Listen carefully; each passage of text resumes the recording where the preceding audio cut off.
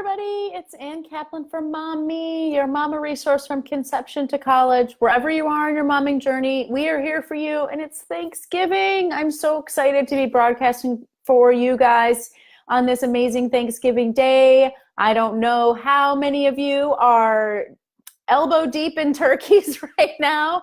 I am actually going to be celebrating a huge Thanksgiving celebration, but not on Thursday because Thursday is just Thursday here in Spain. So we are having a regular old day here today, and I'm going to be spending today and tomorrow getting ready for a massive Thanksgiving dinner with 30 people on Saturday. So as soon as I finish this video, I am off to prep two 20-pound turkeys. Holy crap.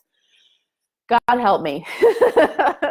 Everything that needs to happen between now and Saturday feels a little bit overwhelming, but that's not going to stop me from taking some time out and talking to you guys about my best tips for fostering gratitude in our own children. So I'm sure that everybody's news feeds have been totally flooded this week with talking about gratitude journaling, a week of gratitude, how to be more grateful, all of those things. What do you want to give thanks for? All of that stuff.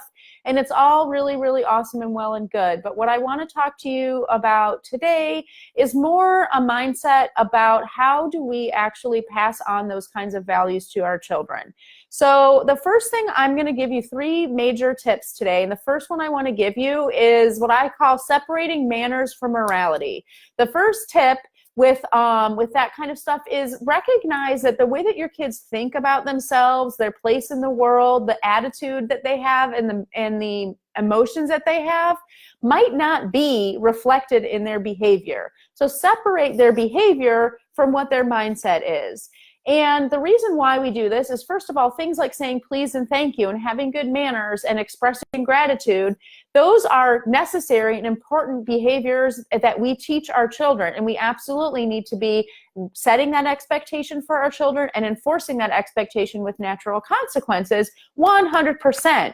But just because your child doesn't say thank you or does say thank you means nothing about whether they actually do have a mindset or an emotional state of gratitude and appreciation for their blessings in this world. And the truth is that second piece, that emotion and attitude, to a large degree is actually none of our business. And what do I mean when I say that? What I mean is that each person in this world, including our children, has the right to formulate their own opinion and own and honor their own emotional state. And we can't control that in our children. Of course, we want to raise children who are happy and grateful and satisfied in their lives. And it breaks our hearts to think that our kids might struggle with things like depression or the inability to appreciate their blessings and their wonderful fortune that they have in their lives. Because why? Because we know what it feels like to live that way, and we don't want that for our children. So of course, we have an vested interest, but the truth is we have no control over that. So separate manners from morality. Take the necessary steps to teach your children to have good manners and express gratitude and thanks and appreciation 100%, but recognize that their journey to gratitude or appreciation or satisfaction is their own journey, and you might not be able to control that. In fact, you can't control that. So that's tip number one. Tip number two is we can't force, like I just said, we can't force our children to feel anything, including gratitude. We can't force them to recognize things or see the world a certain way. We really, really, really can't control that. So my second tip to you is recognize the difference between forcing and fostering. Forcing, it ain't happening, okay? And the more you try to push and force and maybe give your kid a guilt trip or tell them how other people are starving in Africa or whatever crazy stuff our parents used to say to try to get us to be more appreciative, it doesn't work, you guys. And that's that forcing mindset. But the fostering approach can work. And how do we do that? So focus on the fostering and how. And that's my third tip to you. The third tip is model. You guys, how many times do I say quit parenting, start modeling? If you want your children to appreciate their circumstances in life and really feel satisfied in life and understand how fortunate they are and all of those things and be grateful, we need to be modeling that for our kids. And if you read my blog post this week, you already know that I do not think a gratitude journal is the way to model that for our kids. The way to model that for our kids is to show appreciation. Say please and thank you to our kids. If you want your kids to give you good manners, you need to give them good manners.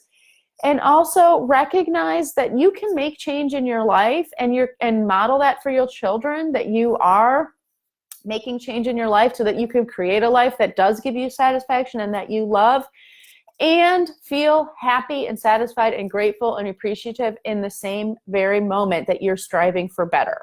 Striving for better doesn't mean dissatisfaction. Striving for better can exist with complete and utter satisfaction with the present at the same time.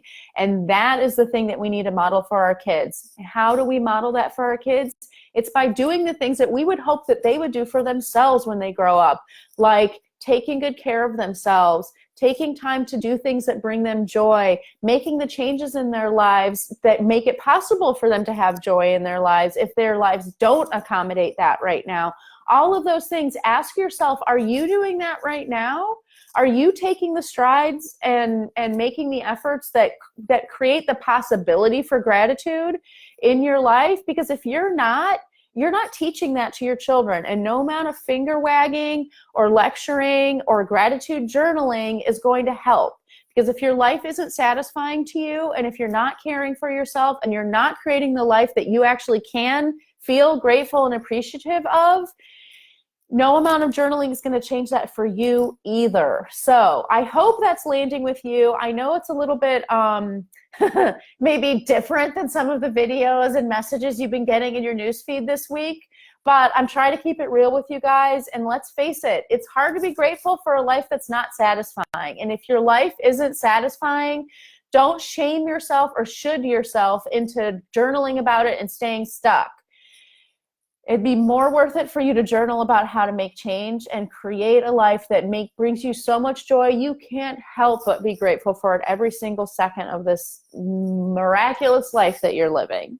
I love you guys so much. I hope you're having an amazing Thanksgiving, and I hope that by making those changes in your life and thinking that way about your life, you can start making those little ripple effects that we all want to do and fostering an attitude of gratitude in our children and the ability to appreciate the amazingness that we have at our fingertips every minute. Have an amazing Thanksgiving, you guys, and I'll talk to you soon.